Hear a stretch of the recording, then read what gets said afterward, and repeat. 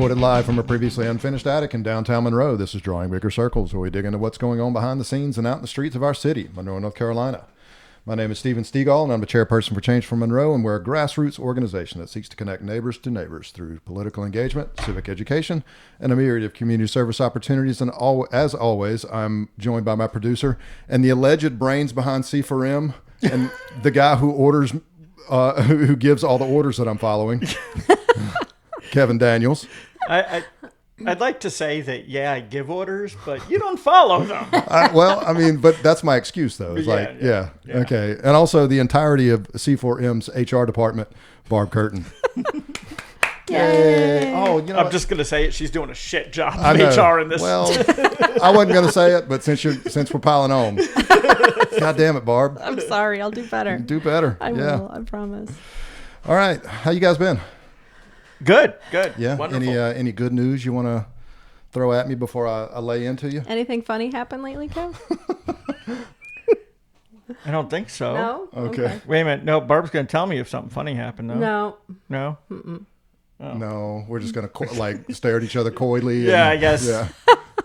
I don't do well with hints. Okay. So today I texted you.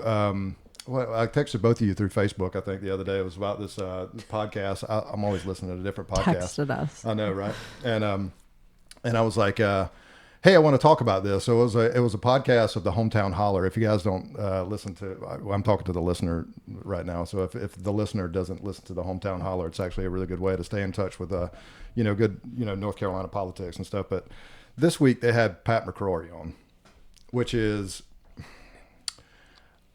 the guys on the Hometown Holler are unapologetically left, I would say, kind of like, we are a bit. And but I guess kind of pride themselves on talking to different voices and things like that. And so when Pat McCrory is on there, I had to listen to that podcast, and immediately I sent it to you guys because, one, it was frustrating as fuck to listen to because, obviously Pat McCrory, I could probably just talk to him for ages about everything we don't agree with. But also it seems like he is I wouldn't say the archetype, but definitely he is in the group of people that we're trying to not necessarily appeal to, but draw into the circle that pull into the circle that we're drawing, I should say. Does that How do you mean that? What do you mean? How do Please dig deeper. I know. Should I? Well, no, I mean, yeah. You should. Yeah, Really yeah. How do you should, mean Steven. that? What is the difference between? First off, before we get into that, Oh, okay. So I want to set this up a little bit because I sent this to you Yes. in a text message, right? And I said, I want to talk about this, and it was the podcast, and your immediately response was, absolutely! Exclamation I believe point. exclamation. I'm a huge fan of exclamation Yeah, points. and then I got to throw my glasses on so I can read it. But it was absolutely. The war within the Republican Party, with MAGA folks like Burns taking over the party while abandoning its core values, has definitely been on the menu. I think we've addressed it before, but I don't mind engaging in this again. Passive aggressive. It was not. I was am I not reading that? sincere. Okay, so because this is at the core of what we've been talking about with Change for Monroe and that circle that you're trying to draw. Yeah. But no, here's the next funny part. Did No. I not use the right voice for that? You did not. Okay, so here's Proven, Kev. Absolutely. he was he was my response back to Kevin. but then- it was like, I am genuinely confused about how much of this is sarcasm.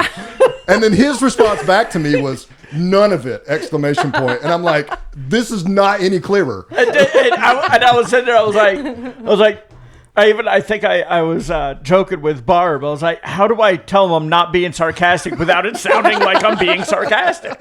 So what I came to the point of was we can't both be sarcastic assholes at the same time. Correct. Yeah. So we have to figure out a way that we're not. You have a safe word. Well, no, people have the sarcasm font where they're just /S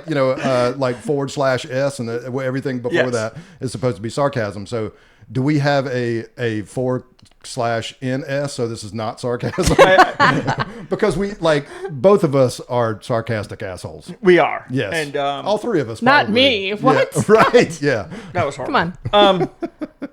But yeah, I think Barb has a good idea there with a safe word. I should have replied back pineapple. No, it can't be Oh, pineapple. oh no, Can't be no, no, pineapple. No, no. it can't be pineapple. A different fruit. Chocolate starfish. Okay, Oh, I mean, well, to each his own. Yeah.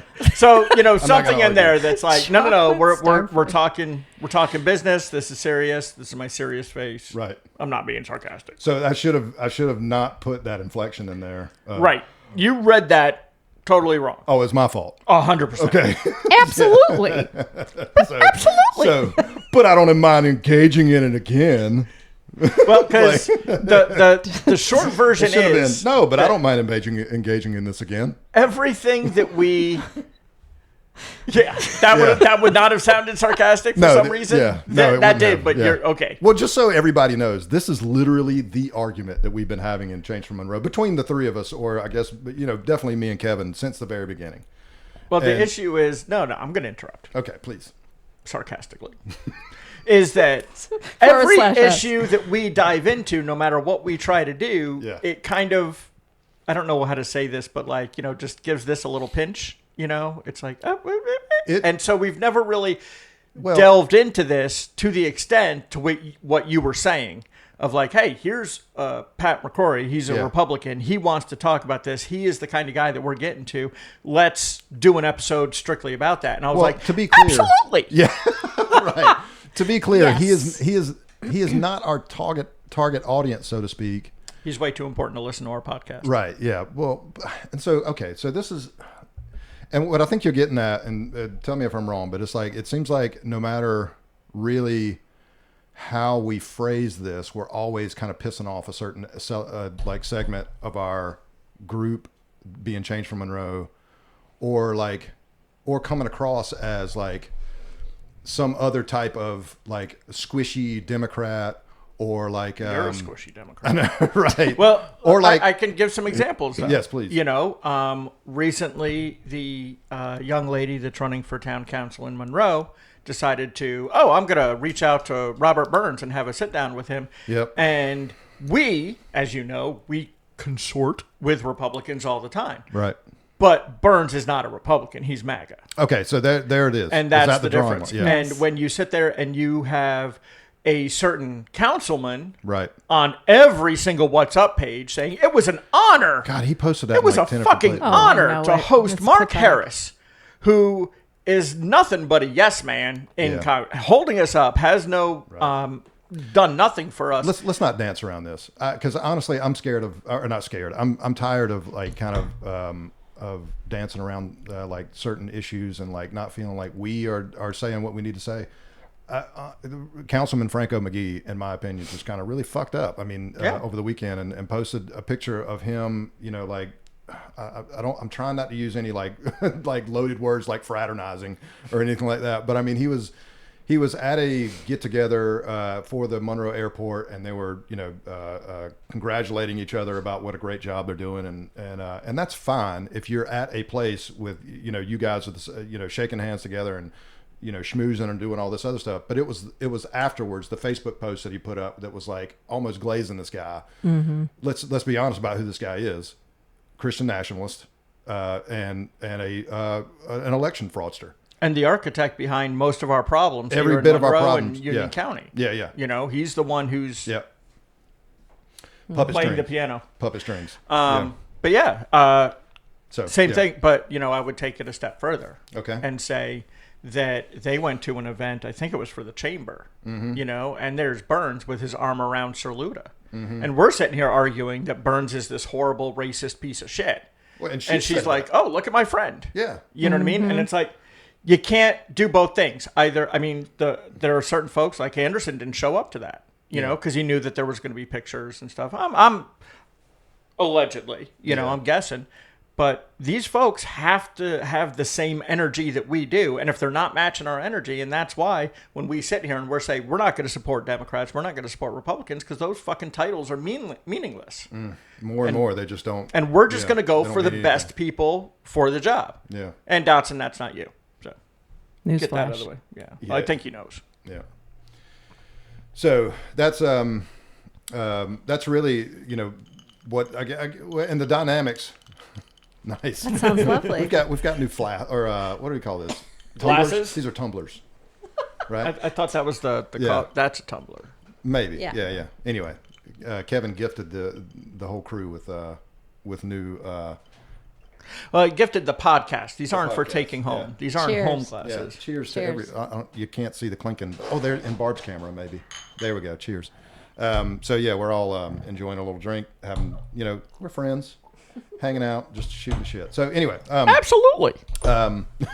Allegedly. allegedly friends. So anyway, getting to the Pat McCrory thing.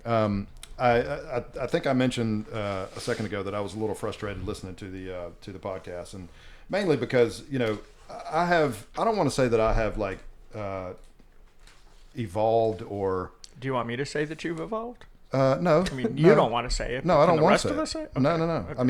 I mean, you don't think that I have though, right? You're No, just being an absolutely asshole. not. Yeah. Okay. Yeah. Okay. Sarcastic asshole again. Anyway, but I have probably since Trump, I have like kind of ventured maybe even further left than I thought I was to begin with. Like at one point in probably the last, I don't know, probably 8 years, I probably would have considered myself a Democrat. I've always been an unaffiliated voter, like registered, but I don't know that I've ever. Well, no, I tell you what, this last election was my very first time voting for a Republican ever, and it was in the primary that we just passed, voting for the 3 sitting council members and Pat Cale. Unfortunately, all 3 of those, or all 4 of them, came up short. But the point is that like Republican Party in my lifetime has always just been way more. I don't want to use the term extreme, but they have been farther afield right than I could ever really put myself, and so I've just never really considered it an option.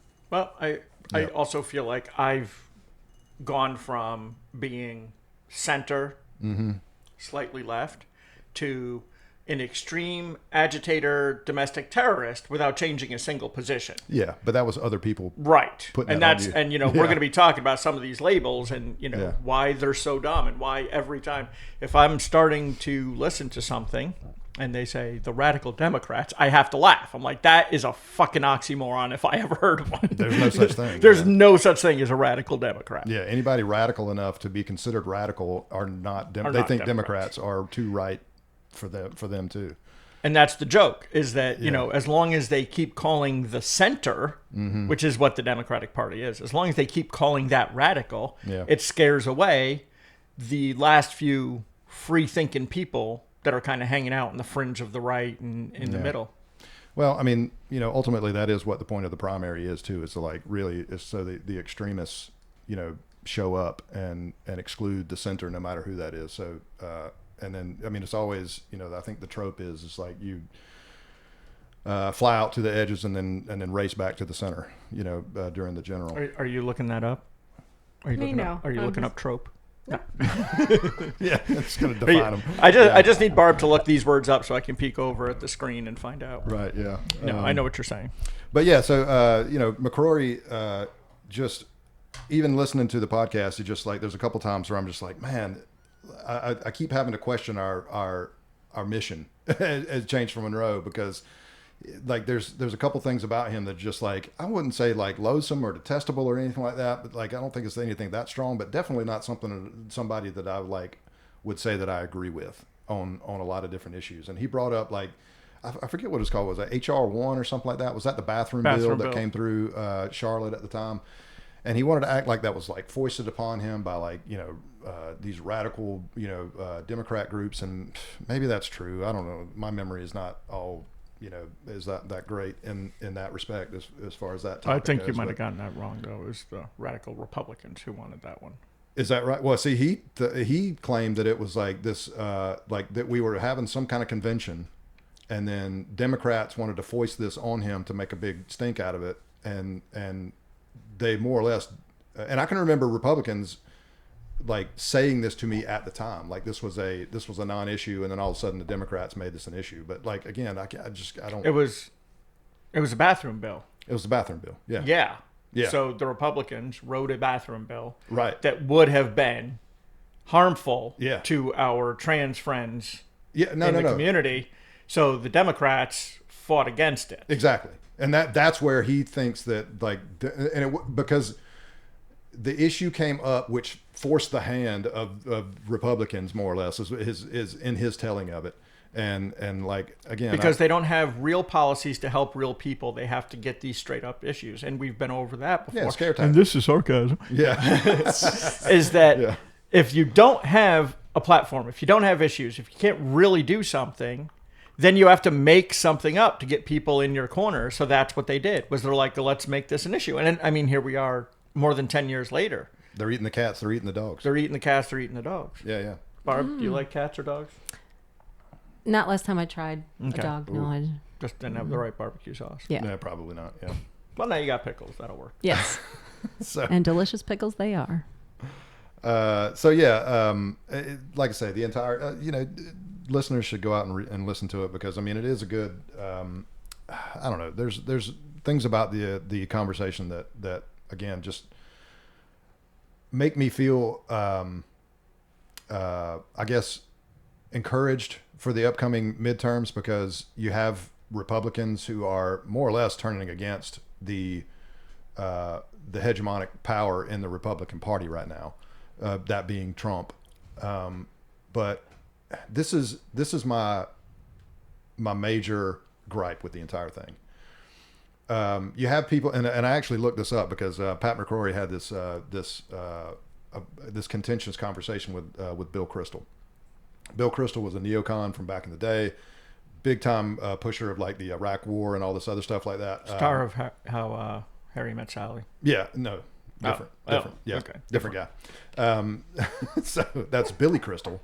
Yes. Well, I mean, Yeah. in formal settings, I assume he would go by Bill Maybe so, but on the debate stage. But Bill, being the neoconservative that he was, like he was pushing the Iraq War, calling liberals commies the entire time, like really just kind of like bashing anybody who was against it, and was all about regime change and everything. And he says that the time that he broke from the Republican Party was when Trump basically became ascendant, or descended down the stairs, whichever you want to. He ascended while he descended.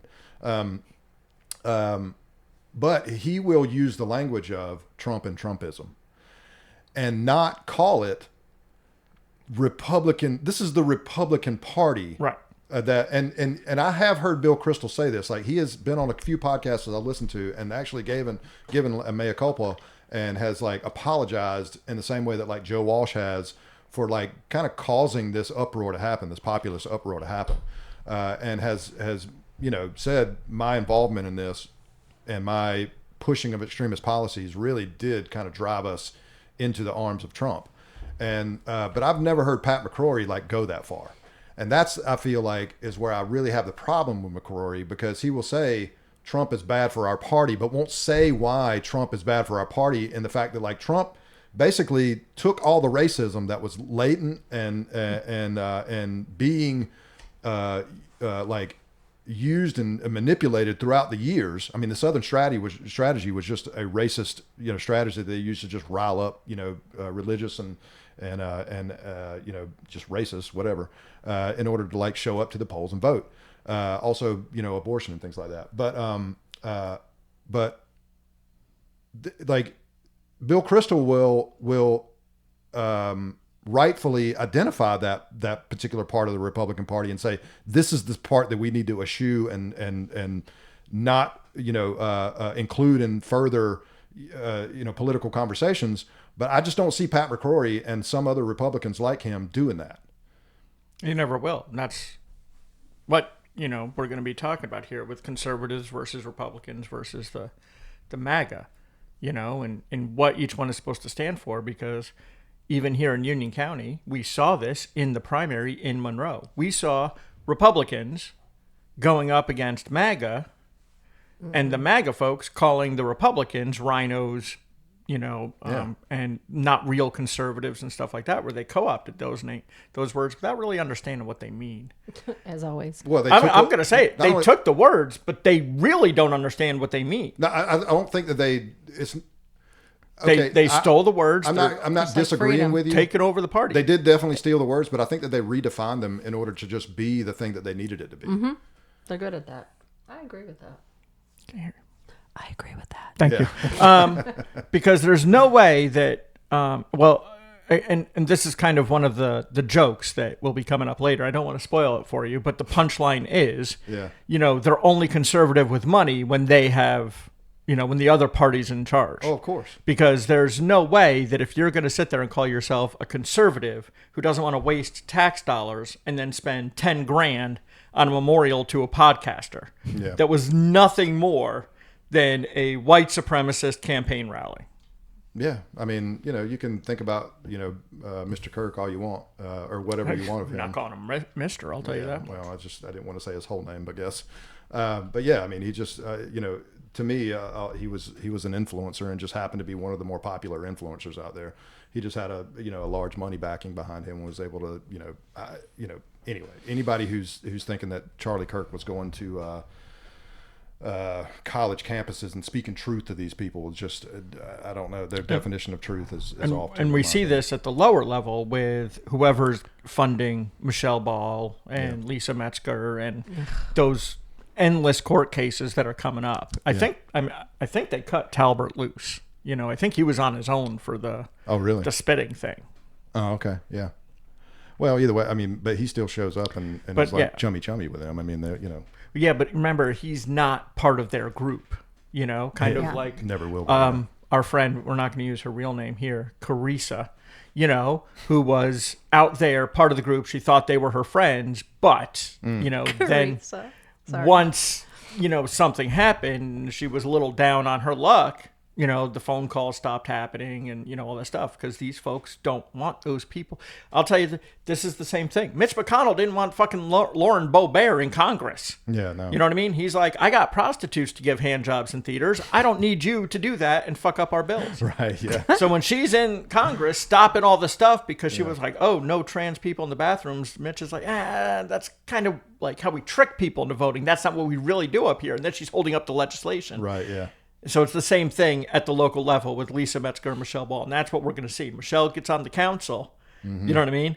And Mark Harris is going to have to come down and tell her, you got to knock it the fuck off. We're trying to damage other shit over here, and you're wasting your time on this. I mean, I guess, maybe. I mean, I think you're giving Mark Harris a little bit too much credit. But let's look at the county. Yeah, no, I got you. Melissa Merrill ran on all of this shit. Yeah. She's Moms for Liberty, blah, blah, blah. Have you seen anything come out at the county level like that? Banning the bathrooms or burning the books or closing the... You know what I mean? Like, again, once they get into the seat of power, if they...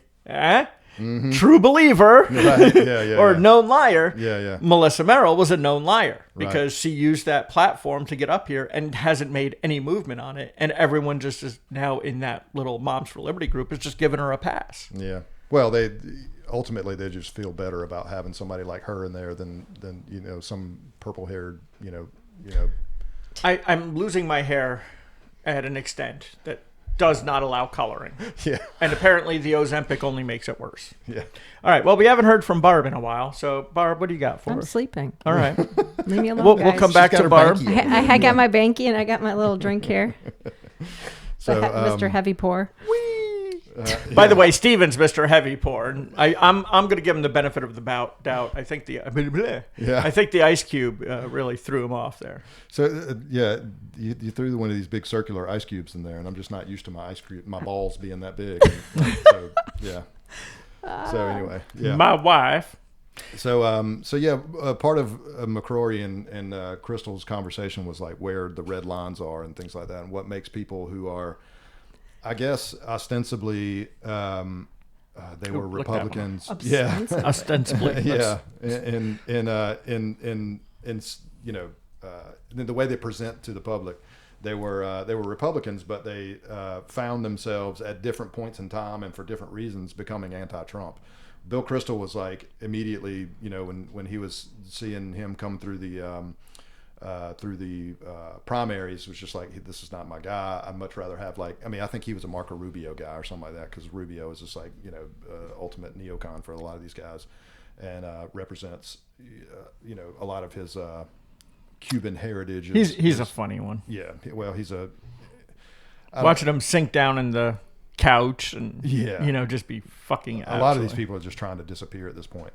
Yeah. But another red line for them was like Liz Cheney. Hers was January 6th. I mean, and again, I just have to question the character of these people, because Liz Cheney was calling Democrats baby killers all up way up until the point of January 6th, and then after that, she finally found Jesus and started repenting for her sins. So I mean, I'm still waiting for her to go on a mea culpa tour too. Well, I mean, this is where we get to talk about how she was not. She. All of these folks gave rise to Trump. Yeah, very much right, so. and they were doing it, and this is the old, they lost control of their beast. Yeah, absolutely. Frankenstein's monster. Man. And so all of a sudden they're like, okay, well, we're Republicans, we're supposed to be doing this. We're conservatives, we're supposed to be doing this. And then you have Trump saying, we're going to bomb Iran. Yeah. And it's like, well, no, that's not what we're going to bomb Iran. And then you have all the little minions going like, yay!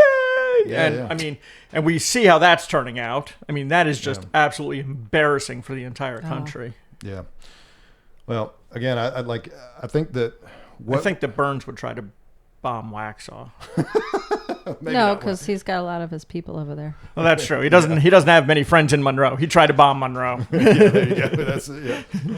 Yeah. But yeah, I think that ultimately, what I'm kind of getting at with this, covering this conversation is that and I guess I'm more or less talking to the listeners and really trying to figure out Change from Monroe's trajectory, because honestly, I don't ever want to feel like we are personally, or as an organization, not standing up for the things we say that we want to see. Basically defining the change and making sure that we're standing in that gap, and never wavering from that. Again, we talk about civil rights and what's best for Monroe, quote unquote, all this other stuff, and keeping out extremists.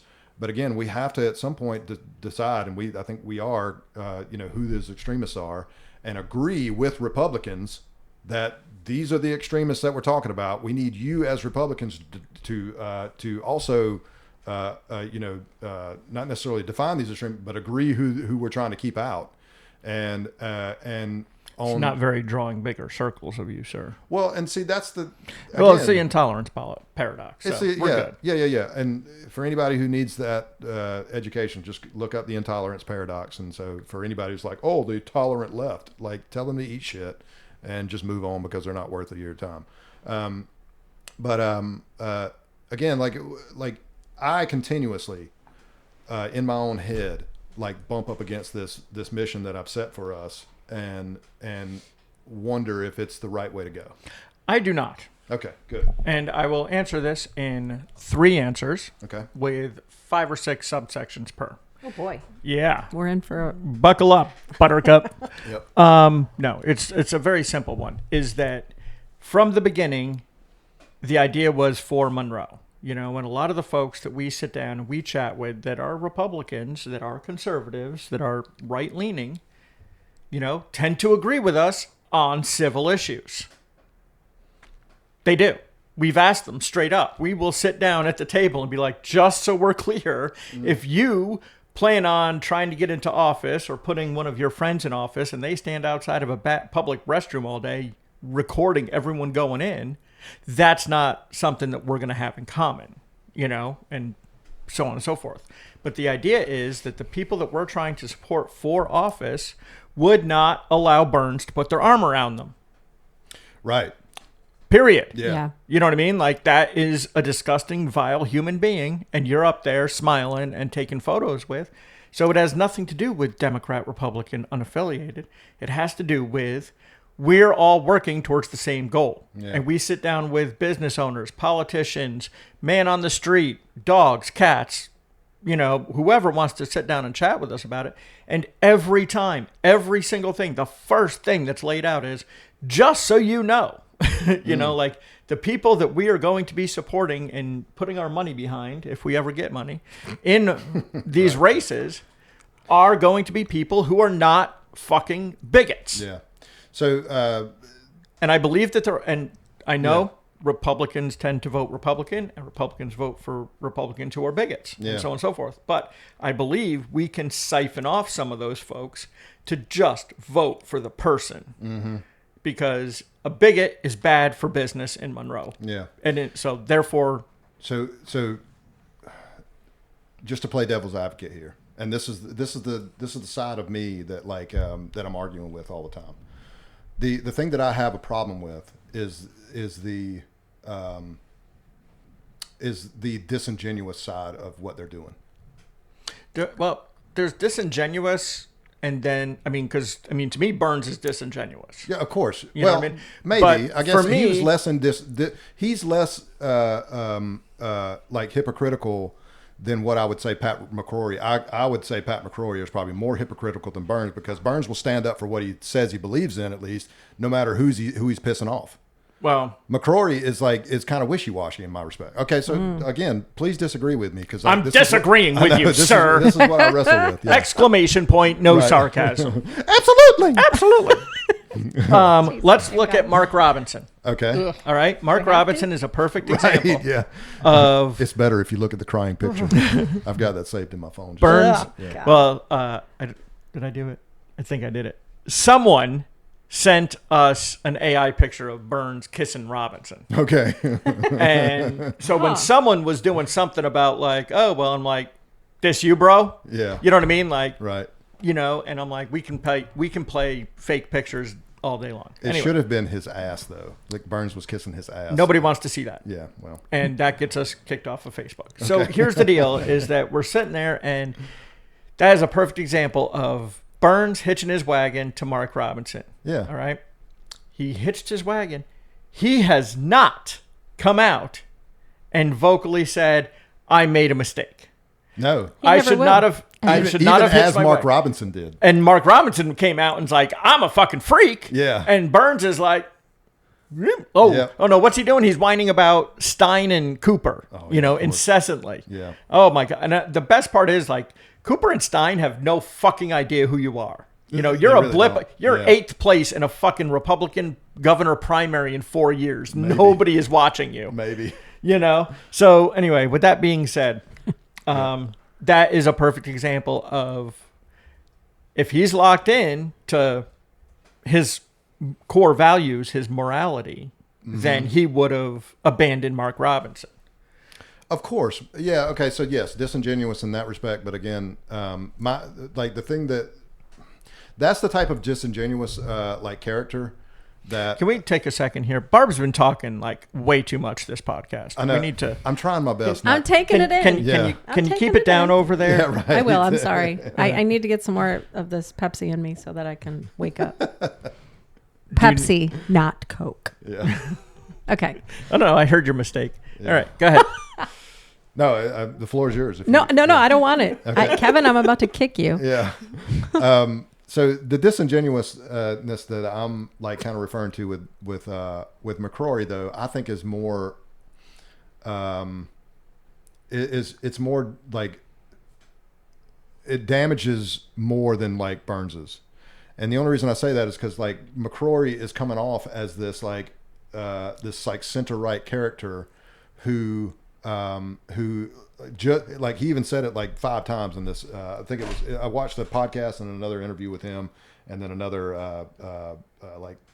on stage kind of round table that he had, and I can't remember exactly where he said it, but he says it a lot. Is where he's just he's just calling balls and strikes. So he's playing this this reasonable person. And I think he even says common sense a couple times when he's referring to the bathroom bills and stuff like that. And we do hate that phrase. Of course. That's a no. That's a phrase. No. Yeah. Okay. No. Common sense is just it's just a way to to just whitewash your horrible thoughts and just assume that everybody else agrees with you, which is it's just horseshit. But anyway, but Pat McCrory's disingenuousness is again alluding to the damage that Trump has done, but not calling it out. Almost by name. You know what I'm saying? We have, and what I say is he even in one of these interviews that I watched was talking about Hillary's, you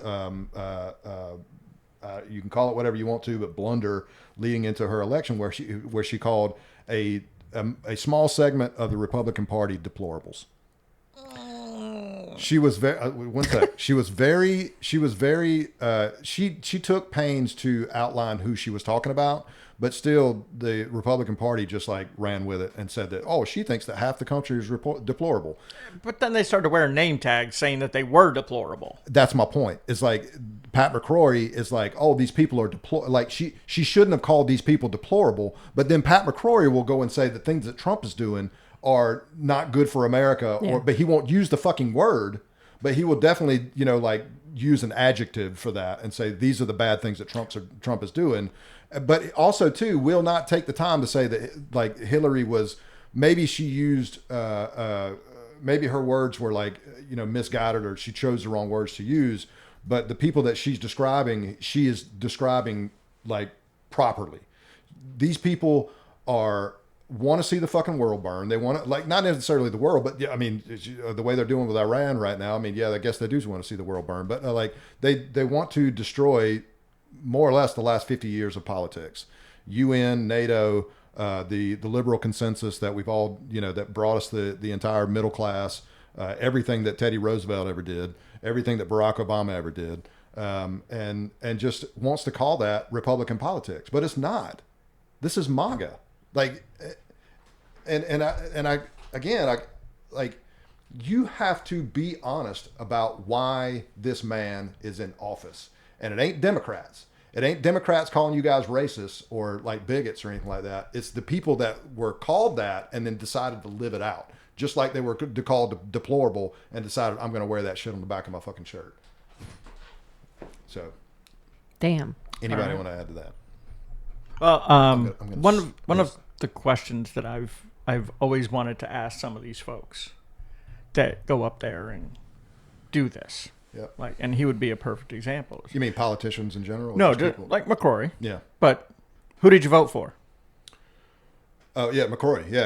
You know what I mean? Yeah. Because who'd you vote for in 16? Who'd you vote for in 20? Who'd you vote for in 24 for president? Yeah. Because that says it all. Like if you're, and I have friends, thankfully, that don't listen to this podcast, so I can say it, that in 2024, well, she laughs funny. Right. You know what I mean? Like, we're at war with Iran. We are paying $4 a gas, but she laughs funny. Right. And these folks just buy into every little bit of propaganda that it just comes out. They just needed anything at that point. Exactly. Yeah. And it was like, okay, fine, she laughs funny. And it was like, well, why is the worst president? I mean, this is objective. This is not subjective. This is like scholars across the globe, will call the current president the worst president in our history. He's at 31% right now. And he was the default. You know what I mean? Like, I had to pump up Kamala, and if one little misstep, and then it was like, okay, well, I'm voting for the worst person possible. And I never understood. And we can't get behind that mindset on a lot of folks. So when you sit here and you talk about Pat McCrory saying like, this stuff that he's doing isn't really great. And it's not really, who'd you vote for? Yeah. You know what I mean? I want to know who you voted for if you're going to stand up here and do this. Because one, if you voted against that kind of stuff, then you should have fucking said it from the rooftop back then. Like, I cannot in good conscience do that. Well, I will say that, like, I've never heard him in any, like, I've watched like 3 or 4 interviews of him over the last little bit, and I've never heard him once say, I voted against Trump, Never once. And go through every single person that you've heard, in these contexts around here, same thing. Yeah. You know what I mean? When we're sitting here, we're talking about Burns. I know that we have a lot of Republicans that sit down and chat with us now that voted for him 4 years ago or 3 years ago. Yeah. And it's like, okay, So what do we say? Because, okay, so everybody recognizes this as a problem, I would assume. I say everybody, but like the people that are, looking at this in an honest way of, what I would consider to be an honest way, recognize that this is the hypocrisy within the Republican Party. Like, and when I say that, I mean not necessarily MAGA. I'm saying the people who still consider themselves Republicans, but are rightly, have rightly rejected and are, find everything about Trump to be detestable, deplorable,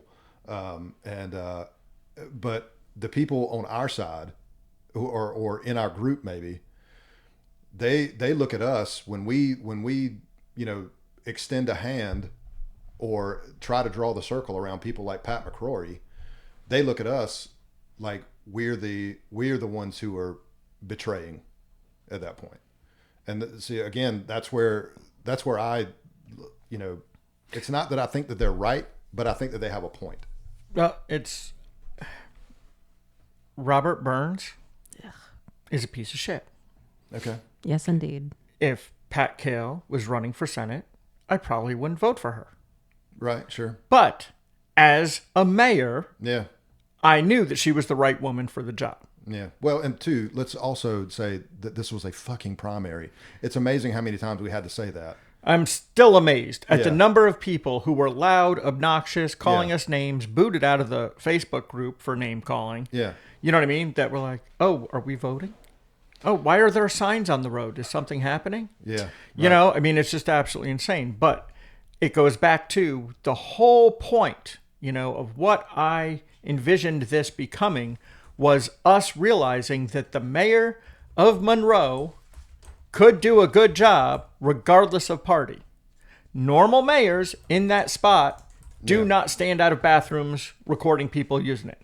Do not try to shut off services for the entire city just to hurt a few dozen people. Right. That is not normal mayoral behavior. Nope. Yeah. And I get it that there are probably Republicans that we would have supported in the town council that would have, at the national level, said, yes, let's give ICE more funding, but they're not at the national level. They're at the local level.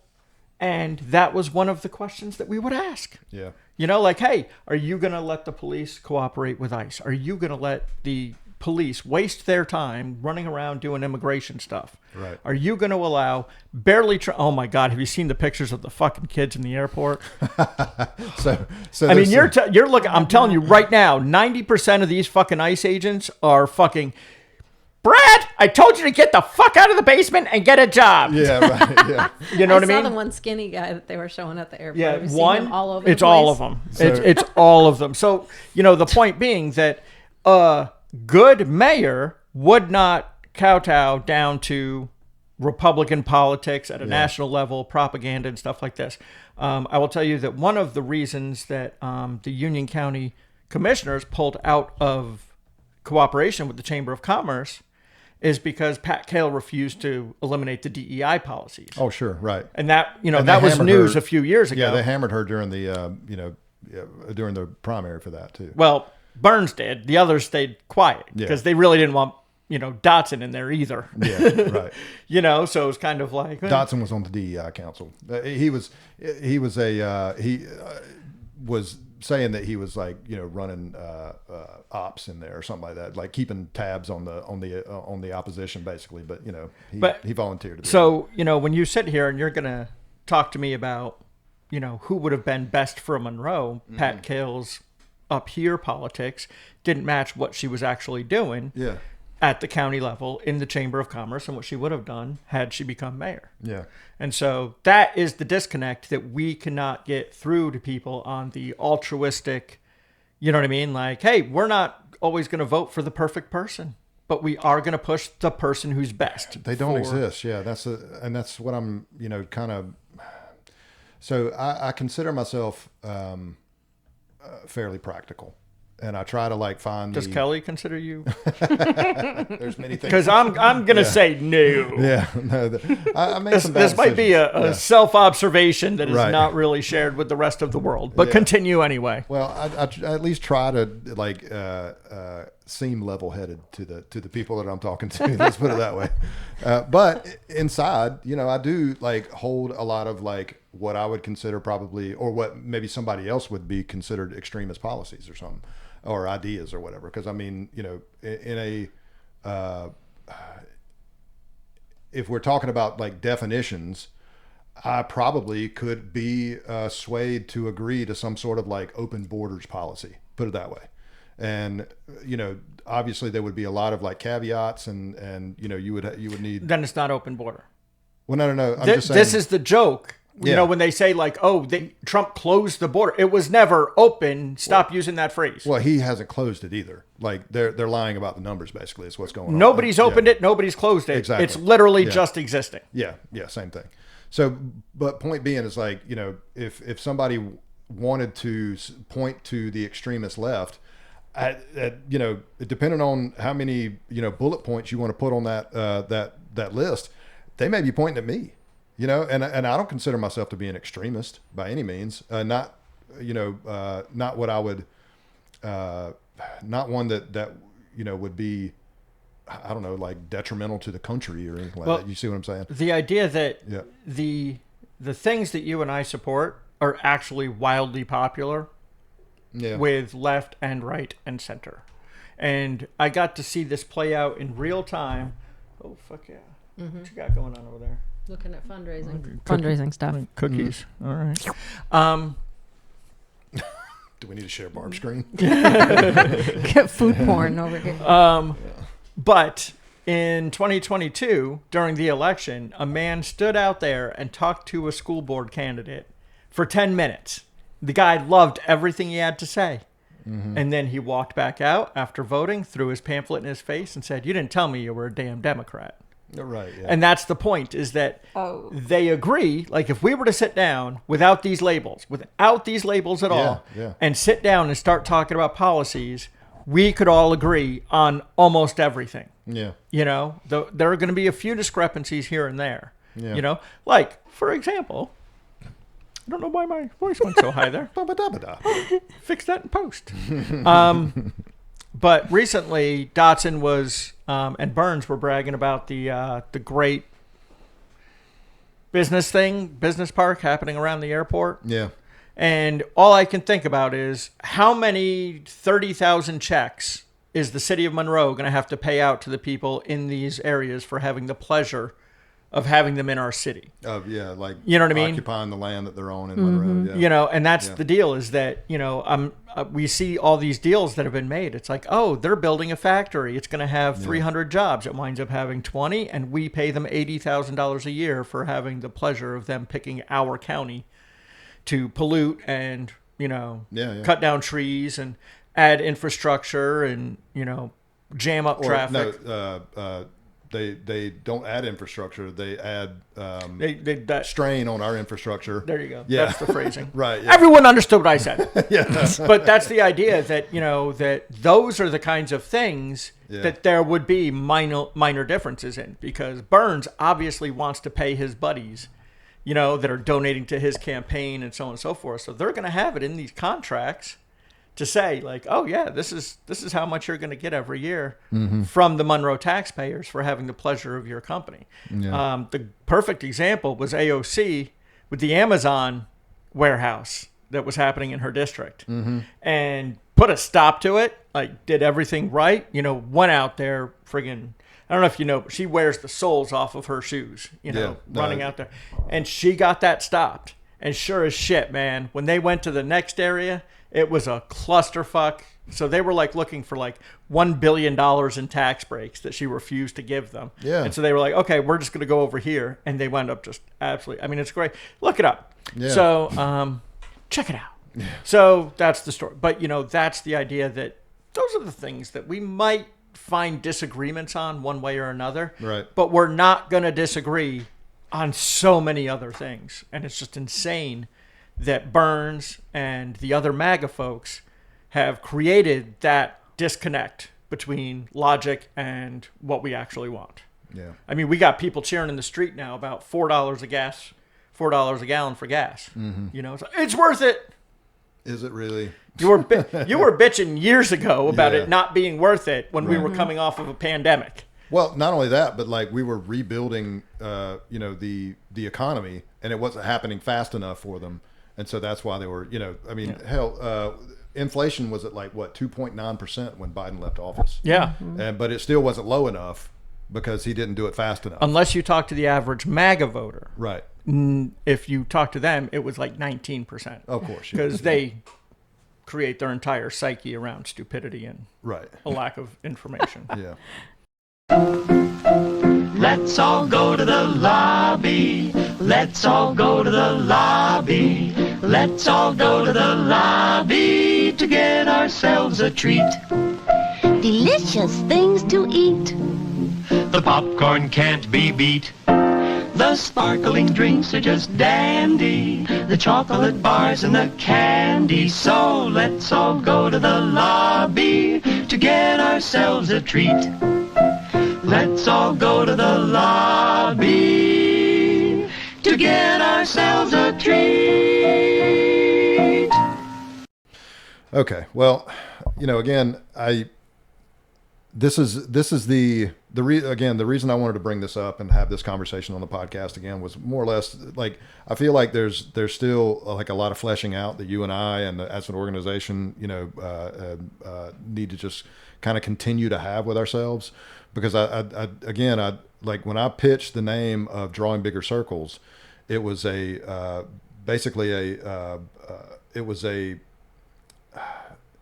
don't want to call it like a rallying call, but it was definitely like a motto that was given by Pauli Murray, who was a black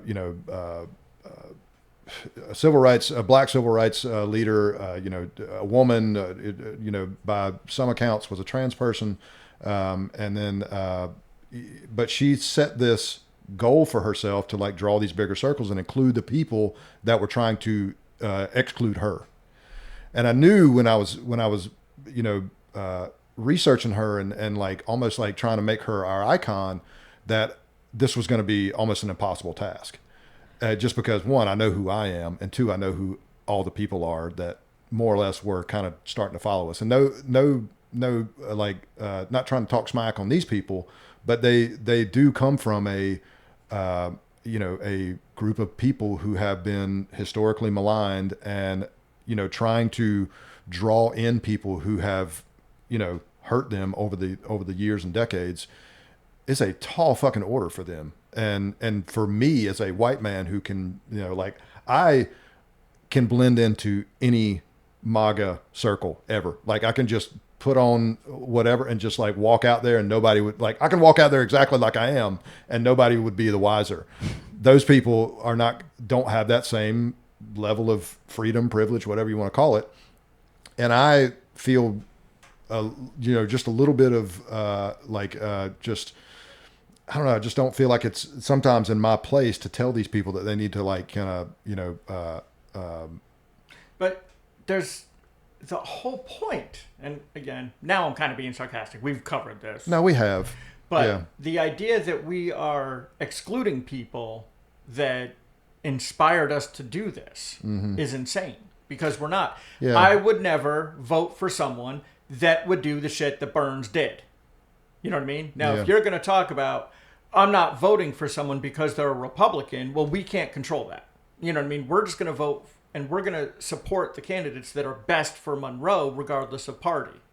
But if you're going to put those labels on there like Burns does and makes assumptions about people just because of that, there's a very famous Republican out in Waxhaw whose name I won't say because everything's alleged, But she was on the town council. She is now unaffiliated, and she got done dirty by the right-wing forces within the county because she did stand up for a couple things. Yeah.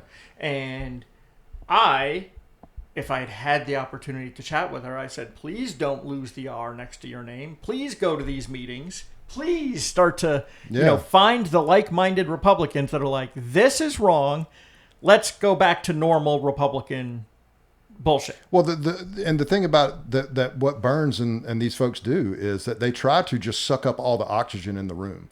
And they try to basically assert themselves as when they call themselves rhinos or the only true conservative, they are asserting themselves as the leaders in the party. And anybody else who doesn't agree with them can more or less show themselves out. And that's what you say. I want you to keep that R beside your name. Yeah, fight for your fucking party. Bring it back. God damn. If these people are detrimental to not only your party, but to the country, stand the fuck up. And make it easier for people like me who are trying to draw you into so the thing that I kind of consider right now that what we're doing, and I was going to bring this into this, so maybe this is probably a good segue. I kind of see us more now as like coalition builders. And I don't know if you guys are familiar with the parliamentary system, but basically that's what like any country out there that's got like a prime minister, that's what they do. There's like, several dozen parties, and they more or less have to like, they have to come up with a party platform, obviously, and then get other parties to sign on to their coalition, and then like eventually the leader from the party that has the most support becomes the leader of that coalition, right? And so I more or less kind of see us as like now trying to eliminate the lines that party politics has drawn and try to build the coalitions that are going to keep the extremists out. Right.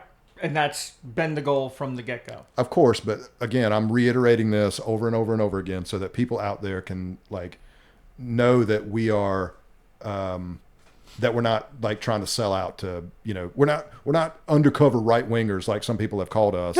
And when I haven't changed a single value. Yeah. I love how I literally have not changed a single value. No, but the point is like we have to be arguing with you. No, I got you. No, I get you. No, but yeah. I was agreeing with I know, but absolutely. But point is like when we say these particular Republicans right here can't be part of our coalition. Right. We have to be very specific about why we're saying that another person who is like, again, ostensibly part of our coalition, talking to another person who is being excluded from our coalition is doing a bad thing. So right. Again, because Franco McGee is out there like, touting, the great things that Mark Harris has done for us. Reverend Mark Harris. I want Sorry. everyone to know that the election cheater is a reverend. Yeah, very much Shocking. so. Right. And again, that doesn't say anything about all Christians. Correct. People have to understand that too. It's like when we talk shit about, certain Christians, we are talking shit about the hypocrisies that certain Christians like try and foist on the rest of the country or live by. And again, it's like, Christy Nome with her, Is a bird-legged hoe. Yeah, Christy Nome with her, what was he doing? Like skipping rope with, having some technical issues. But yeah, her husband has now come out and is like her boobalicious husband. He's like, I mean, again, good. Hey, he's good for him. sort of like he's doing some sort of like cross-dressing as for I don't know if it's like comedic effect because it was funny to watch. It's a fetish. Yeah. All right. Oh yeah, he was paying the internet. And it's called girls bimbofication or something like that, right. Where he is basically being treated like a bimbo. Okay, I got you. So the point being is that we're all fucking freaks. Right. Every single fucking one of us. All right, well, simmer down. No, there. But I'm just saying like pineapple. And I'm not I'm just saying like we've all got our little closet. Well, not even have to be closet stuff. I mean, granted, don't get me wrong. Like I'm probably the less freakish person that you'll ever meet. But I am very you're pro freak. I'm pro freak. Can we stop exploring this? No, this is rabbit hole. God, this is what people pay for. This is what people tune in for. We're gonna start asking each other what our fetishes are. Right? Yeah. Change from Monroe. Yeah. Save that for another podcast. Dr. Ruth Westheimer. Are we pro pegging? That's what I want to. Oh, and there's your wife. Yeah, of course. That's just what we call Let's good ask timing her. right there. Right. Yeah. No, it has nothing to do with whatever the fetish is, whatever your kink is, and so on and so forth. Yeah. We're here for it. Good unless for it you. is Consenting adults. Unless we do have our limits. Right. Right? We do not invite kitty diddlers over to Thanksgiving dinner, Michelle. Right. Yeah, right. We don't do it. Yeah, right. Yeah. Period. Or accept their money on a monthly basis. Or accept their money. Yeah. I mean, just absolutely. We just call that a no. Yeah. So, yes, agreed. That the man is getting called out. Christy is getting laughed at because she's a bird-legged hoe, but also she's a hypocrite. Giant hypocrite. Biggest hypocrite in the world. Well, and I'd be considered, like, honestly, how did that motherfucker vote? You know what I'm saying?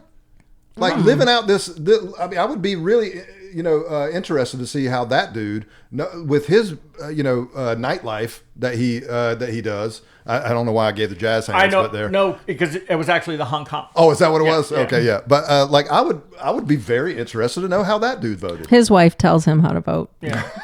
Is that right? There's no joke goes there. back to that pegging thing. Yeah, right. yeah. She You runs know, that shit. There's an idea there that across the country, we're seeing legislation being passed, and North Carolina is one of them, that they've now made it to, allegedly, so I've heard, that in order to go to adult websites, you have to like give your driver's license, Right, and, yeah, you know, yeah. stuff like this, and Check a box I that think, says I'm 18 Family or Guy something. had a great joke about this. You know, it was Yeah. like, "Oh, I'm locked out of my Pornhub account." It's like, "Why do you have a Pornhub account?" "So I can put comments under the videos." It's like, who's reading your comment? You know what I mean? It's like, why would you, you know, ever do something like that? But for that reason, because they can get in trouble due to the strict laws that North Carolina is passing, Right. they just shut down in North Carolina, so you can't even access some of these sites. Yeah. So, Right. To the chagrin of a lot of to the Republicans. chagrin of Mark Robinson, mostly, but the AKA idea- Black Nazi. The idea that, I guess, you know, in order for his comments to be on a porn site, Right, yeah. I wonder what you. Anyway, okay, so. Christy Noem's husband was probably, you know, fearing that the legislation that was passing around the country. Speaking of Pornhub accounts, have you seen the rumors that Kash Patel has a Pornhub account? They Good for him. Yeah. Again, this is the thing where like a lot of people have to understand is like I am not shaming the dude. Again, I don't have Pornhub accounts because like. How will I know your comments? I know, right? Yeah. How do I know your thoughts on that girl video? Right. Girl. Yeah. I mean, the point being is like porn is just not my thing. I went through the phase, obviously, as everybody does. Like, you know, We've want to seen see your some movies. movies. Yeah, right. But it's just like as a aging man, I'm just like, you know, it's Aging. it's just not interesting to me. And so I just like, but again, to each their own. I don't give a fuck as long as you're not hurting anybody and there's like consenting, like that you're not watching, you know, like material that is either like some sort of revenge porn or like obviously CSAM or anything like that. I mean, you know, there's just we are. That was a weird sound, wasn't it? Somebody gurgled. Yeah. Okay. Kevin jumped a little, so I have to assume it was him. I'm going to judge you for that sound right there. So. But yeah, I mean, so, but again, it's like, those are the lines that we have to draw, obviously. But again, we have to be able to reach out to certain people without, you know, just losing any of our own guidelines and objectives and things. And that's the thing that I want everybody to, you know, to just be reassured of. And we've reassured individuals on on a basis that it has to be. But I really feel like it over and over again. We just need to kind of reiterate our mission statement, I guess. I don't really know. Mission statement. Yeah. I feel like we do a lot of talking about it, and then we don't do anything. So we need to there's decide nothing- what we're doing. There's nothing really where to we're do going right with. now. Yeah. You know, we didn't have money to get involved in the primary. We tried to get the word out as best as possible, but Yeah. you know, can't do that without money, and we couldn't do it without support. I mean, everyone just looked at us as traitors for saying that, hey, if you have two choices and it's Dotson or Kale, you should vote for Kale. Yeah. Yeah. It was a primary. Yeah. So Yeah, all the folks cheering on Michelle's win. That was kind of hard for us to deal with. Yep. all right. Have we beat that horse enough I believe so. to let it? I mean, it's obviously we're going to have to revive it at some point and beat it again. But Giggity. I got a Steve-ism for you. Oh. Are we calling it Steve-ism or Stevenism or? This might be the first time you've ever used any of these words. Is that so right? you get I to love kind of it. choose what you want to go with. Okay, so I've been because it's spring. I've been kind of getting back out in the yard again and kind of doing some cleanup and stuff like that. Right. You wet your plants. Right. Yeah. Exactly. and so I was out at the I live on a fairly busy road, right? And so I took my weed eater and my blower and my mower and everything. I took it out to the busy road and I was cleaning up around the edge of the road right there and everything, right? So, and at some point I ran out of gas for one of the small engine things that I had, and I walked to the back of the house to get which is out of view of my tools and stuff, right? I was back there for like maybe 5 minutes trying to find the gas can, walked to the front, and there's a person in a black SUV parked out in front of my in front of my house, right? And as I'm walking, and I was like, oh, that's weird. So I'll start walking up. Some people park on the side of the road and just kind of wait there, like trying to get directions or something. So I didn't really think anything of it. But as I'm walking up, I noticed that the person has noticed me walking up and drives off really fast, right? And so I'm thinking that the person I didn't see if it was who it was or anything like that, but I'm thinking that the person in the car was, I mean, it looked like they were, to me, I have to draw the conclusion that they were out there trying to steal my shit. They needed a lawnmower. Right. And so, like, I didn't really, I just let it go. I'm like, well, I guess close calls, all that other stuff, just be careful, right? So I'm out there just like kind of ruminating and thinking about it in my head as I'm like weed eating around the road and everything like that. And immediately I'm like, what would I have done had the guy been like, had his hands on my weed eater and stuff and he was running off with it, right? Yeah. If I like, by the way, weed eater is what Stephen calls his penis. Okay. Interesting. Yeah. Okay. Well. It is now. I mean, you made him blush. Yeah. Am I? So no, that's just my tone. That's white your ginger boy. tone. That's white boy tan. But anyway, I'm like thinking, what would I have done had that like come across this guy and he's like stealing my weed? I'm like, sir, could you please put down my weed? I mean, but I was like going through the scenarios in my head, and something popped into my head that I feel like you might need to get tattooed on your body somewhere. And it is, you never want to fight a motherfucker for a weed eater. I'm not going to lie. I think the wife would prefer that one over the one that I've already kind of decided on. Right. But I'm still going to write it down. Okay. There you go. But point being is that like kind of ties in a little loosely. I'm tying it in loosely to what we're talking about right now is that we have many like big fights that we need to have and have them publicly and like really kind of drill down on what these problems mean and how to like find, good solutions for them.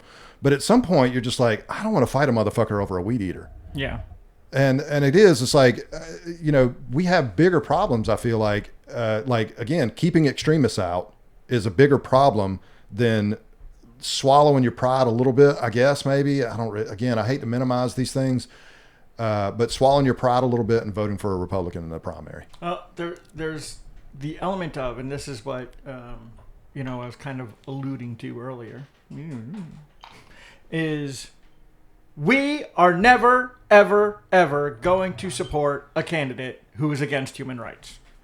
Of course not. That's just an easy thing to say. So when we say, hey, hey, we are Change for Monroe, we're endorsing this candidate, you should either trust us or fucking join us, and sit down with these people and say like, hey, I have some questions, or give us your questions. And we're happy to ask these folks, but we will never, ever support that kind of person. And the implication is that we are supporting Republicans who have MAGA ideas, and we don't, ever. Right. Well, and that's what people need to keep in mind, I think, is that, well, first off, there are probably people within our group that I suspect of having, let's say, more right-wing views than they let on to. And maybe even because of who they are and their character, it might be even surprising that they hold these views. You know what I mean? Mm-hmm. And I'm obviously not going to call anybody out by name, but it's good to have a strong, like a wide, diverse, I guess, pool of ideas to draw from, more or less, so that you're not like getting yourself into like these weird silos and just kind of preaching to the crowd. I mean, any of those other like, cliche like sayings that you want to say that maybe that keep people from, seeing other people as human, or like taking their ideas into like taking them on, or like, not even necessarily taking them on, but just like considering them, put it that way. Under consideration is what I meant. And this was, I mean, again, we're rehashing this, so we get to use the same phrases over and over again. Of course, yeah.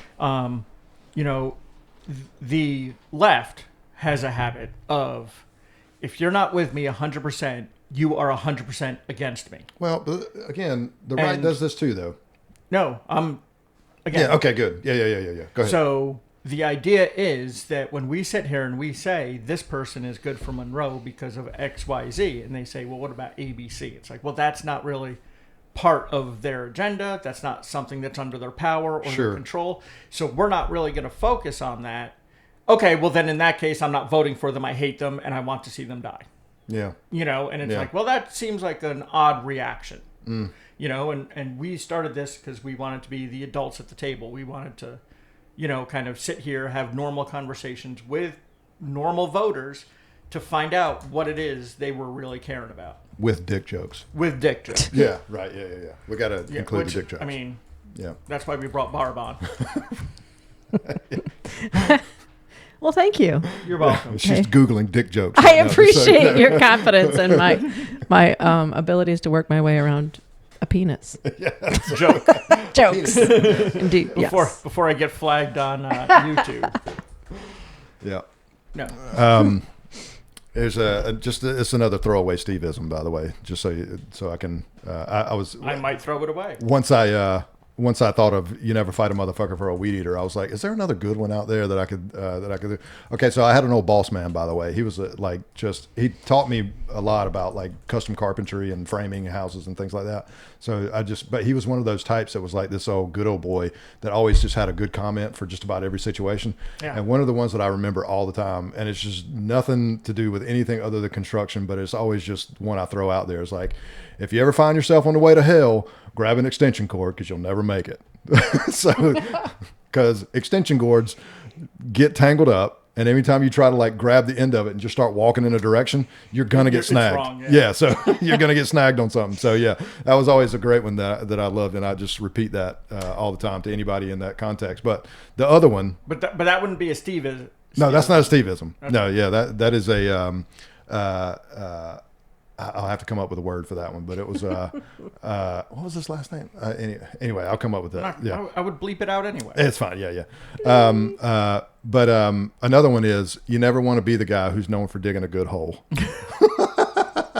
So in any context, if somebody says we need a hole dug and they're like, hey, Steven digs a good hole, you're like, no, bad life choices. At some point you have spent your time doing the wrong things for a very long time. Yeah, So- I was, and we all know I'm a very humble person, so it's hard to say this, but I was one of the best trainers. famously humble. Famously humble. Right. But I was one of the best trainers in the air traffic control field while I Okay. was in the military. And so I had 4 trainees while everyone else on the crew had 0. So you were digging the holes. And I was digging holes. Yeah, yeah, that was me. yeah. Oh, my favorite, speaking of Steve-isms, which I would picture you saying, but you haven't, Okay. is the I'm having such bad luck that if it was raining titties, I'd open my mouth and catch a dick. Yeah. I think that's like one of my all-time favorite quotes that just like, where did that come from, I wonder? you know. Excuse me. And we lost Barb. Ooh, I'm allergic to that apparently. Too much funny, Kevin. No, never enough. So. All right. Any other horses we want to beat to death? Yes. Please. I have to bring up Heidi Pedersen. Oh, please. Yeah.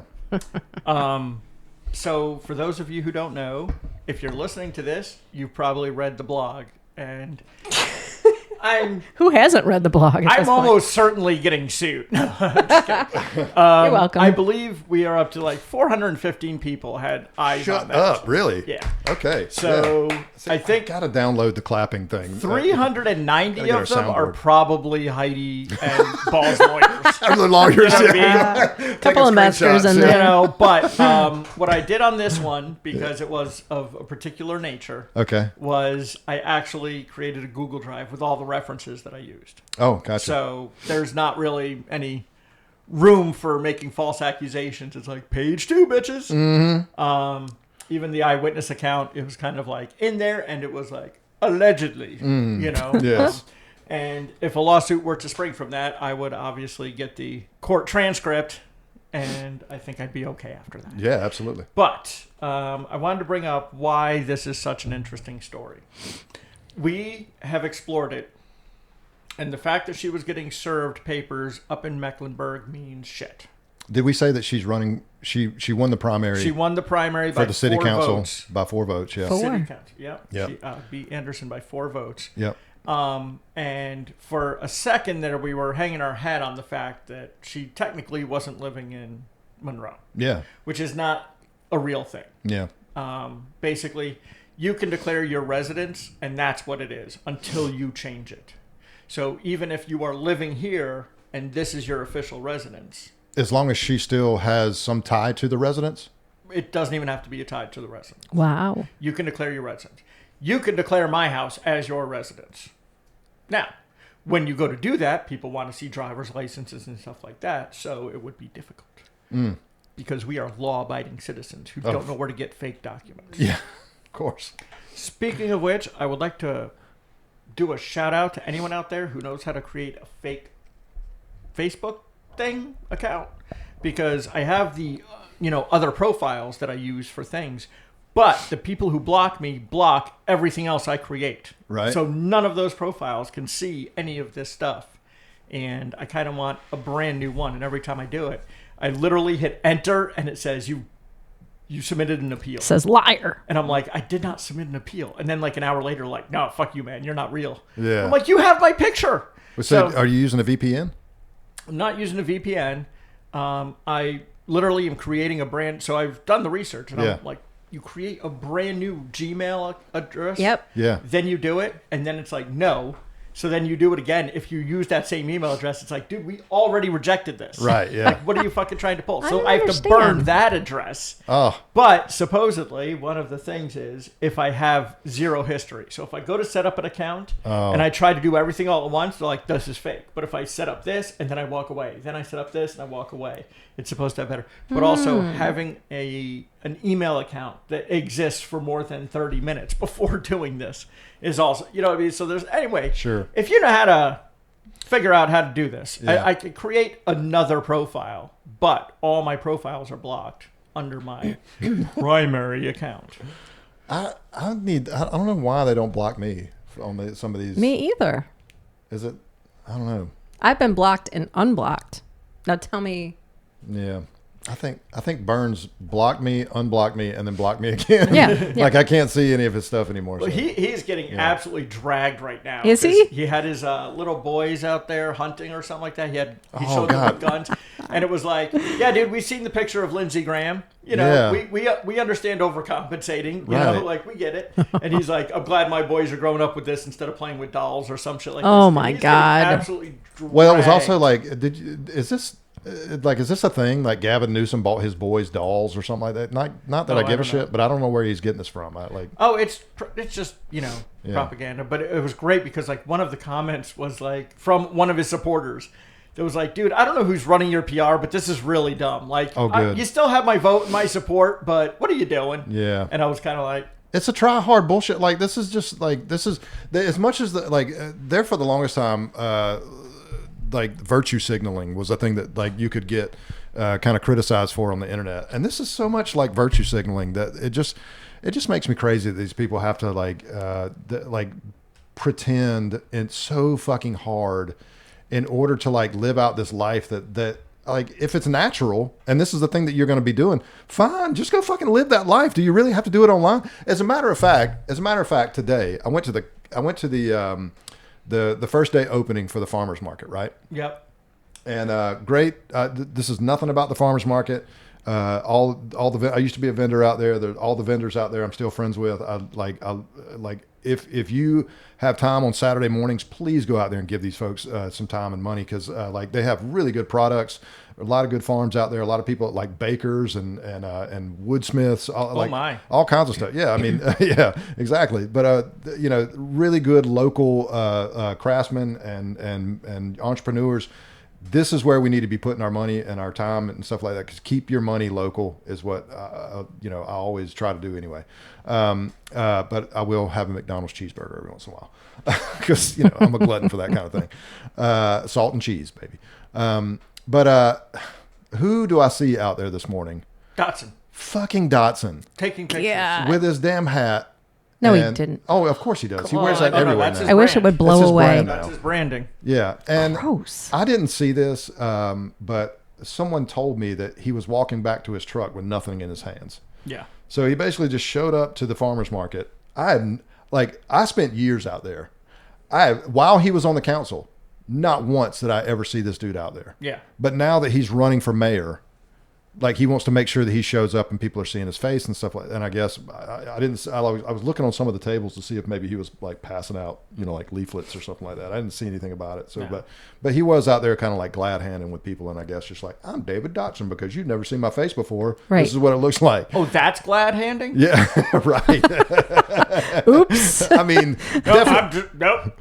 I'm sure there's like a number one definition, and then down below that there's got to be a number two. So Just saying. Going yeah. back to that internet porn thing. Right? Yeah, of course. I had a different. Okay. Yeah. No, moving on. Moving on. Yeah. No, I agree. I agree wholeheartedly. Yeah. That these folks are.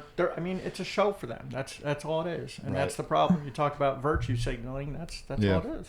Yeah, and and I don't get me wrong. There's certain articles of clothing that I will wear, and for that matter too, because I do look so much like a MAGA Republican. Like every once in a while, I'll do things like paint my nails black in order to like kind of like set myself apart, so that when people see me with this giant beard and working construction, going in with dirty clothes and stuff, that hopefully they see a certain article of clothing on me or some aspect of me that doesn't quite fit in. And it's not that I'm trying to like make them feel like I'm not part of a certain thing. I just want them to question it a little Right. bit. You know what I mean? And no, that's. I mean, Yeah. I have the tattoo. Yeah. Demographically uncooperative. Right, yeah. But it also has the little purple flowers there. So even if you can't read Yeah. what it says, Yeah, yeah. like purple flowers. That's kind of weird. It is weird. And that's all I want because I was at the place where I worked the other day, and someone came in for food, and I was talking to them, and they had an accent. Mm-hmm. You know what I mean? And I went in the back, and you were immediately like, and I'm like, no, this is safe. You're cool, and stuff like that. And I kind of was just like, I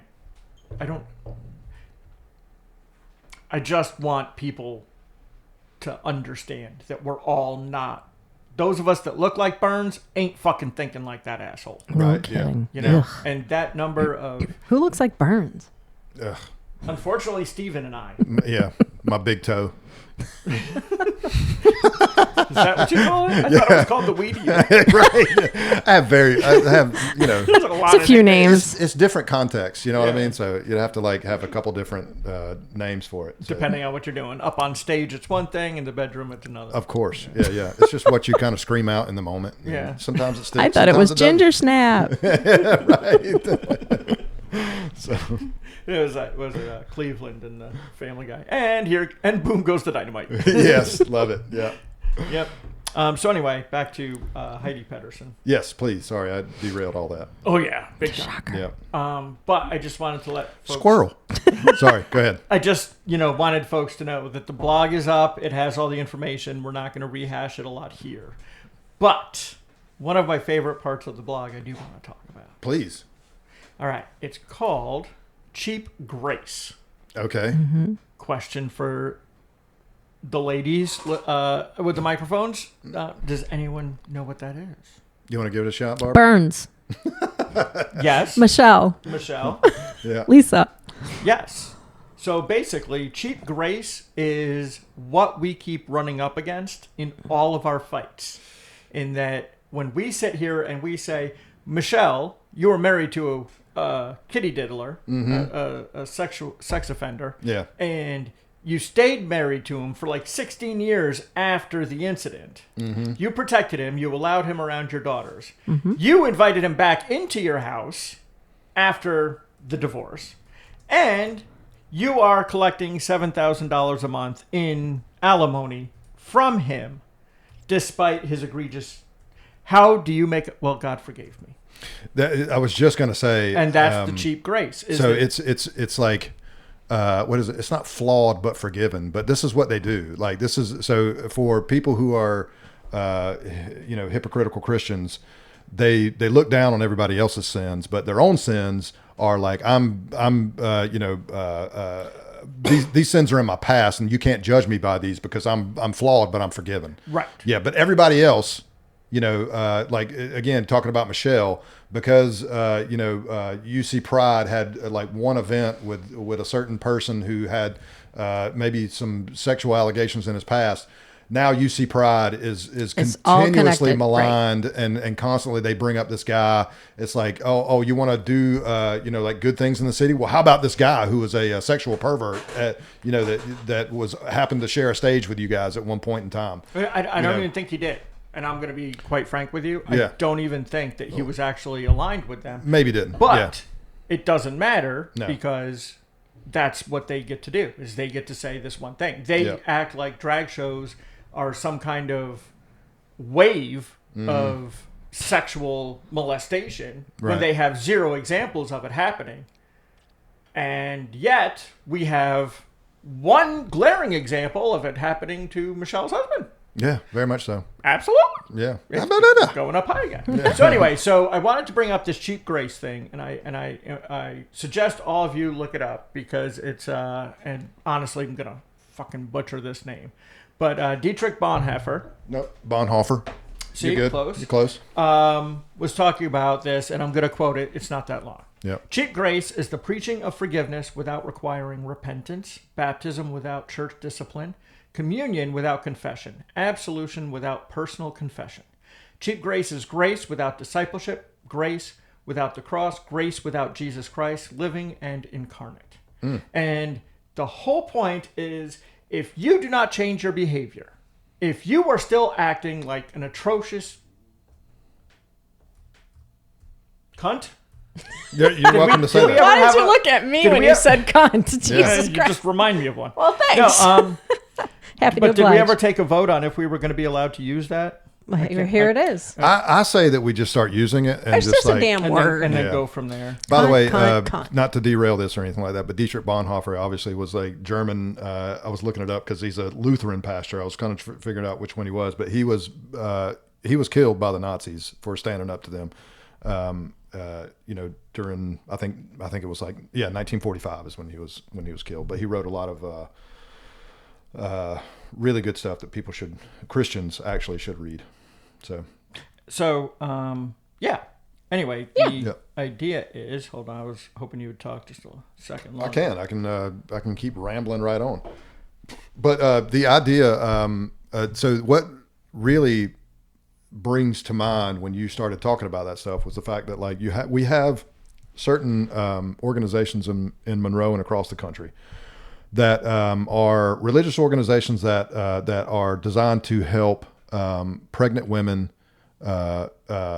deal with pregnancy without going through abortion, but or without choosing abortion, I should say. But the problem with a lot of these organizations is like, you can come in here and get this help we need, but you're going to have to attend service.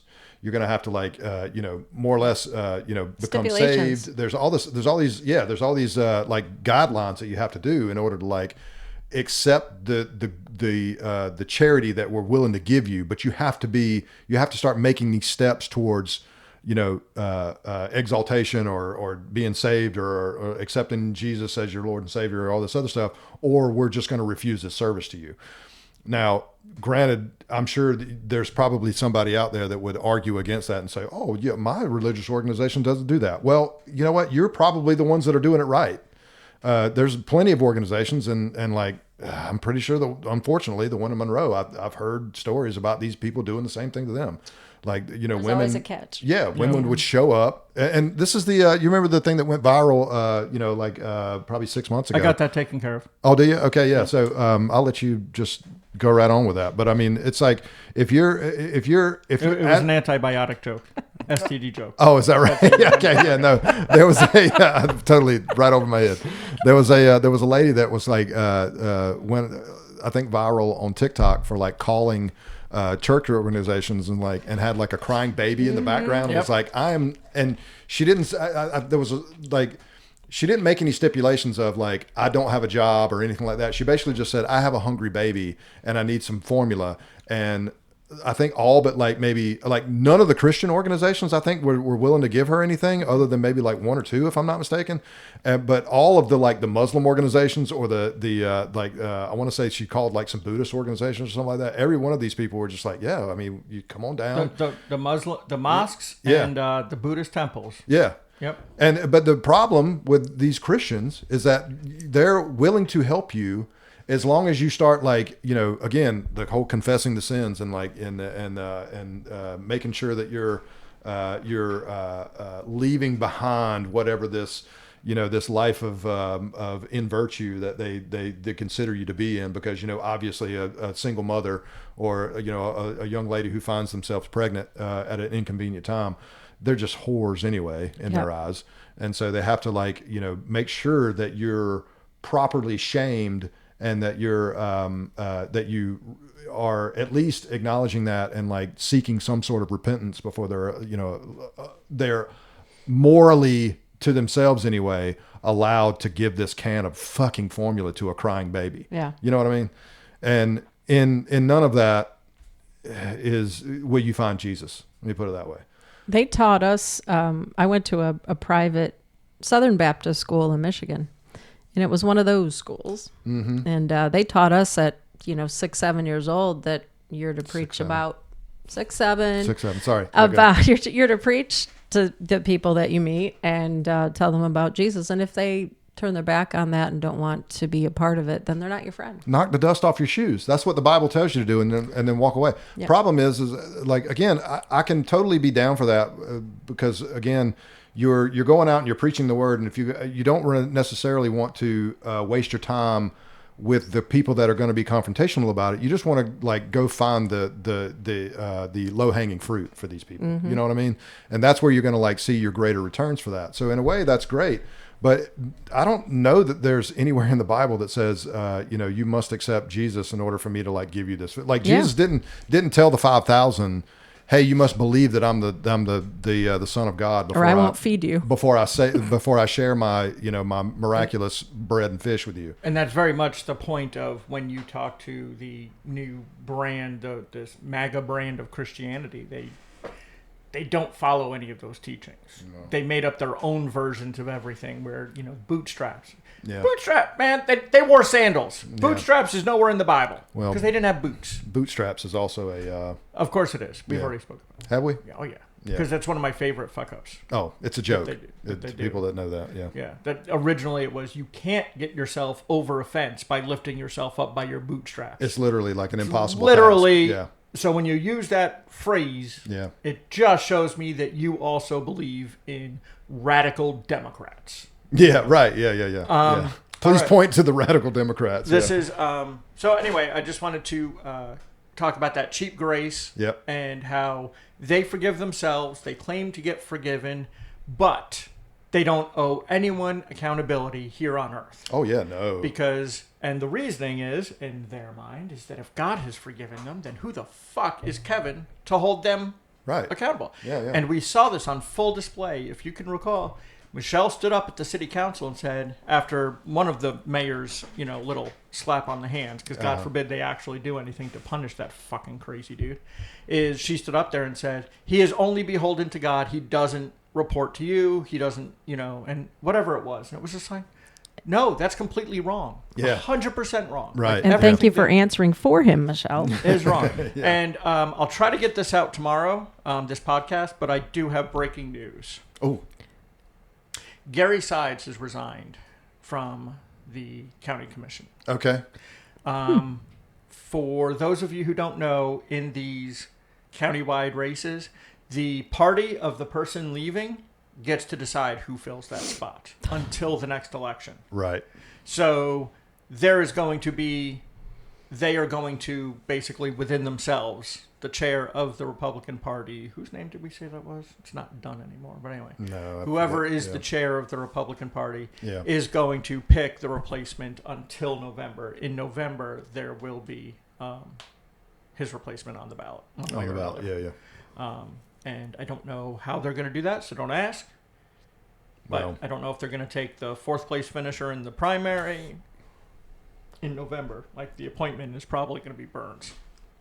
Well, I mean, very well could be, unless he gets appointed to our city council. I mean, because like I was just going to bring up the fact that like if all of these people that won the primary just now win the city council general election coming up, there's going to be an open seat, which is going to be Dotson's open seat, and they get to appoint who's in that. So there is no runoff election or anything like that. These people just get to appoint whoever the fuck they want to. So most likely, I mean, it'll be just one of these people's friends or whoever they feel like is another Burns, Penn Deal, which we could end up with Amelia fucking Ball. Yeah. Like, I mean, it really God. could. Oh my God, are you serious? I couldn't stand that. But yeah, I mean, we really could end up with feelings in my bathroom area. Bathroom area. Jesus Christ. So yeah, I mean, it's Glad handing. This could be, this could be just really the worst of all tragedies that happen. That's within when my Monroe house City. goes up for sale. Yeah, right. Yeah.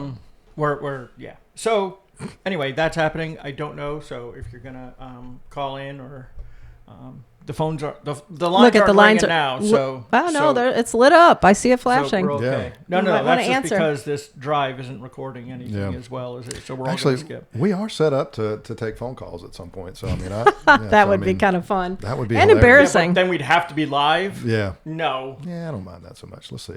because then I might say cunt. Yeah. That's You okay. know, gotta have that ability to Cunt, bleep this cunt, out. cunt. Right, Right. bleep this out. Bleep out those words later. Anyway, so the cheap grace, I wanted to talk about that, and I wanted to kind of bring up what is the opposite of cheap grace. Expensive grace. Yeah, It would be actually. Ish. It would be just like honest. It's called costly grace, Okay, well, yeah. but it demands real life-changing commitment. yeah. You know what I mean? And that is the difference, and that's what we're never going to see From these who folks. No. though? From the sinful. from the people who are whatever fucked up. No, but I mean, but what you're saying is like you're Cheap grace is I've forgiven myself and I didn't actually change my behavior. Costly grace is I see that I've done wrong. And now I change. must make amends and change my behavior. change your behavior in the fact that like you're not going to be doing the sinning anymore. But like my point to these people is Behavioral change. Yeah, but like my point is like recognize that the human condition is such that like in order, like I don't believe in sin, just so everybody knows, like it's a transgression against God, and I don't believe in, you know, a lot of this other stuff. So sin to me is just like a nonsense word. But if these people believe in sin, they're expecting the person that they're administering this grace to give up this sinful life, while also retaining some of the sins that or for that matter, not necessarily answering for the sins that they have committed themselves. Does that make sense? No. Okay, so let's try this again. So Okay. cheap grace Yeah. is I've done this horrible thing. Yep. God has forgiven me. Yeah. But I'm not going to change my behavior. I'm not going to make amends. I'm not going to. But you're talking about on a personal level and not a person to person level. Correct. Yeah. Okay. Well, that So, I guess that's where I'm like, you know, bringing it in. And well, Yeah. this is what I want to get at. Okay. Is that the costly grace is life-changing behavioral change. Sure. Self-reflection, therapy, a baseball bat to the head, whatever the fuck works for you. Mm-hmm. And I made it very, very clear that we do not allow cheap grace to be like glossed over. Oh yeah, sure. And that's what's happening all Yeah. over. I mean, if you look at Mark Robinson, that's a perfect example. You know, why hasn't Burns come out? Technically, he hasn't come out in favor of like, oh, I still support my one black friend. You know what I mean? He hasn't Right. done that because he's allowing this cheap grace to kind of, you know, take care of business, and he doesn't have to get involved. Yeah. But I want to make it very, very clear. If you're going to sit here and say, like, Heidi Pedersen deserves privacy while she's going through the trials of, you know, running away with her kid and, you know, the shit with her husband and stuff like that, get out of the race. Yeah. Get out of the race. It's Yeah. just that simple. We're Yeah. not going to fall for this cheap grace bullshit. Yeah. We're going to demand accountability, and you want accountability, get the fuck out of the race. You are not mentally stable enough to be on the city council if you are running away with your kid. Yeah. Or, you know, don't expect people to not call you out on your bullshit. Like, don't think that you're above criticism just because, Oh, they you all know, are. yeah. You know, And- yeah. and She's one of them. I just want to make that is an official Kevin stance. Yeah. Absolutely. Absolutely. And I would like to make it a stance for everyone in Change for Monroe. Hold these people accountable. Yeah. Do not accept the cheap grace. We must see a change in behavior. Yeah, and that's perfect. I am not at all accepting or expecting people to invite people into the circle and not expect some sort of absolution for, or mea culpa or whatever from people who have hurt them in the past. That's not for me to expect other people to do. So again, this is a very hard task that we're all taking on. And I just, you want to talk about grace. I would expect a little bit of grace from the folks in C4M, that hopefully by this point we have, as a board and as an organization, have proven ourselves to be, on the right path, or whatever you want to call it. Trying to make the proper change in Monroe that would invite these people who have, historically not been invited in. Point being is that we don't expect anybody to not do, or to do the hard work that we're not, going to do ourselves. We're not just sitting around glad handing each other. Right. Much to your chagrin. Yeah. Not on camera anyway. Yeah. All right. Have we pleaded our case enough? And I think everyone's thoroughly. Yeah. All right. Well, we're at a little over 2 hours right now, but I'm sure this will get cut down in post. You can fix it in post, right? I actually wrote down the time when you hit record on the recording, and it was 25 minutes. So. Is that okay? Yeah, sure. All righty. So if you've enjoyed this podcast or found it useful, please like, subscribe, and hit that bell icon so you never miss an episode. We also have a website. Anybody? I think it's called changeformonroe.com. It is. You can send us an email at Stephen or Kevin or Barb at changeformonroe.com or info@changeformonroe.com. We love hearing from you, and we read all of those emails, I promise you. And we reserve the right to read said email on the air unless you express otherwise. You can also follow us on Facebook and Instagram and Threads and all the socials except for Twitter, because fuck Elon. Twitter. Fuck Elon and fuck Twitter, and we will always dead name you. And as always, consume a satchel of Richards, Robert.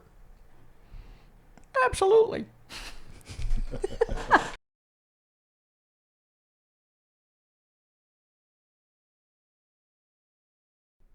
Absolutely.